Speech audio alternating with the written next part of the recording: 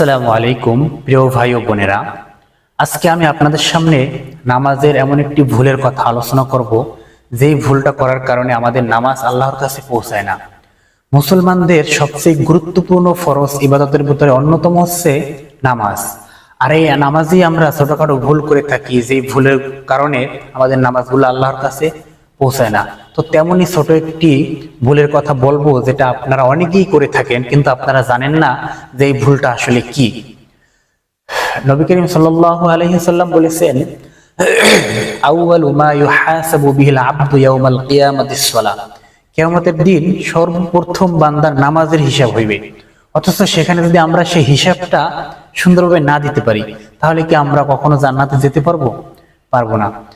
আল্লাহ তাআলা কোরআনুল কারীমে বলেন, ইন্নাস সালাতা তানহা আনিল ফাহশাই ওয়াল মুনকার ওয়া লাযিকরুল্লাহি আকবার। আয়াতের অর্থ হচ্ছে, নিশ্চয়ই নামাজ মুমিনদেরকে খারাপ কাজ থেকে, অশ্লীলতা থেকে দূরে রাখেন। এখন প্রশ্ন হলো, আমাদের ভিতরে অনেকেই আছে যারা 5 ওয়াক্ত নামাজ ঠিকই আদায় করে, জামাতের সাথে করে, কিন্তু তারপরেও দেখা যায় তারা অনেকেই খারাপ কাজ করে, ঘুষ খায়, সুদ খায়, বিভিন্ন খারাপ কাজের সাথে তারা জড়িত। তাহলে কি আল্লাহ আমাদেরকে ভুল আশ্বাস দিয়েছেন?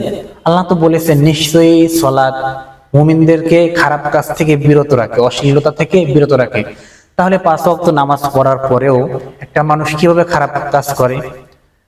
না, আল্লাহ আমাদেরকে মিথ্যা আশ্বাস দেয়নি। আল্লাহ তাআলা তো কোরআনে কারিমে বলেছেন, আলিফ লাম মিম যালিকাল কিতাবু লা রাইবা ফি।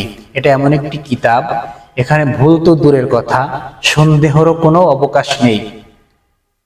হুদাল লিল মুত্তাকিন, মুত্তাকিদের জন্য এটা একটি হেদায়েত স্বরূপ, মুত্তাকিদের জন্য এটা আল্লাহ তাআলা নাজিল করেছেন। তাহলে আল্লাহ, এখান থেকে আমরা বুঝতে পারলাম যে আল্লাহ আমাদেরকে কোনো ভুল কথা বলেননি। তাহলে আমাদের নামাজটা কেন কবুল হয় না? কারণ ছোট ছোট ভুলের কারণে। আমরা মুসলমান ঠিকই, কিন্তু ইলমে দ্বীন আমরা শিক্ষা করতে চাই না, যেটা আসলে দরকার। নামাজ পড়ার জন্য যেগুলো দরকার সেগুলো আমরা করি না।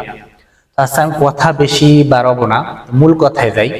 আমাদের ভিতরে যে ভুলটা হয় সেটা হচ্ছে, আমরা যখন আগে পুরুষদের থেকে বলি, তো মেয়েরা বেশি ভুলটা করে, অর্থাৎ মা বোনেরাও বেশি করতে পারে বাসায় ভুলটা। সেটা হচ্ছে, আমরা যখন মসজিদে গিয়ে সালাত আদায় করি, তো ইমাম সাহেবের পিছনে যদি আমরা সালাত আদায় করে থাকি, সেক্ষেত্রে আমাদের সব তাওয়াক্কুল, আমরা সবকিছু ইমাম সাহেবের উপরে ছেড়ে দিই, যাইতু বি হাযাল ইমাম।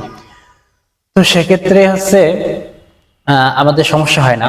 যখন আমরা একাকী নামাজ পড়ি, তখন আমরা যে ভুলটা করি, দেখেন, যদি নামাজটা ফজর হয় অথবা ইশা হয়, মাগরিব হয়, তাহলে কিন্তু আমরা সেখানে একটা নিয়ম আছে যে আমাদেরকে কিরাত জোরে পড়তে হয়। কিন্তু আমরা যখন বাসায় পড়ি একা একা, তখন কিন্তু আমরা কিরাতগুলো আস্তে আস্তে পড়ি। তো এই আস্তে পড়ার ক্ষেত্রে আমরা আসলে কিরাতটা কিভাবে পড়ি? কিরাতটা কিন্তু জোরে পড়লেও হয়, কিন্তু আস্তে যদি আপনি পড়েন সেক্ষেত্রে হবে। কিন্তু আমাদের ভিতরে অনেকেই যে ভুলটা করে থাকেন, সেটা হচ্ছে, এটা মনে মনে আমরা পড়ে থাকি। আমি আসরের নামাজ পড়বো, তো একা একা আমি নামাজে দাঁড়াইলাম, তা আমি কি করতেছি, এখানে আমি তেলাওয়াত করতেছি, সূরা ফাতিহা পড়তেছি, তারপর একটা সূরা মিলাইতেছি, কিন্তু সেটা মনে মনে। কিভাবে?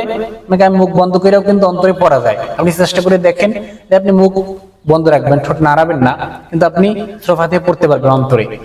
কিন্তু নামাজের ভিতরে এই পড়াটা আপনার কোনো কাজে আসবে না। আপনি যদি নামাজের ভিতরে ঠোঁট না লড়াইয়া, আপনি যদি বন্ধ কইরা মনে মনে পড়ার চেষ্টা করেন, তাহলে কিন্তু আপনার নামাজ আল্লাহর কাছে কবুল হবে না। কারণ আপনার কিরাতি হয় নাই। কিরাত পড়া কি ফরজ না? তো সেক্ষেত্রে আপনার এই ফরজটা আদায় হয় নাই, তো আপনার নামাজ কিভাবে হবে? এখন মা বোনেরা তো বেশিরভাগ বাসায় নামাজ পড়ে থাকেন, তো মা বোনেরা এই কাজটা বেশি করে থাকেন হয়তো। কারণ হচ্ছে, আপনি নামাজে দাঁড়াইলেন, দাঁড়ানোর পরে আপনার মনোযোগ ওরকমটা নেই, আপনি মনে মনে পড়তেছেন, হয়তো একটা আয়াত উচ্চারণ করলেন মুখে, বাকিটা মনে মনে বললেন, তাহলে আপনার নামাজটা কশিনকালেও আল্লাহর কাছে কবুল হবে না। এজন্য আমাদের সতর্ক থাকতে হবে। আপনি নামাজে দাঁড়াইছেন, আপনি সামান্য মুখটা নাড়াইয়া আপনি তেলাওয়াত করবেন, সেটা আপনি পারতেছেন না। আপনি অলসতার কারণে মুখ বন্ধ করে মনে মনে বলতেছেন, এই নামাজ কি কখন আল্লাহর কাছে পৌঁছাবে? কখনো না।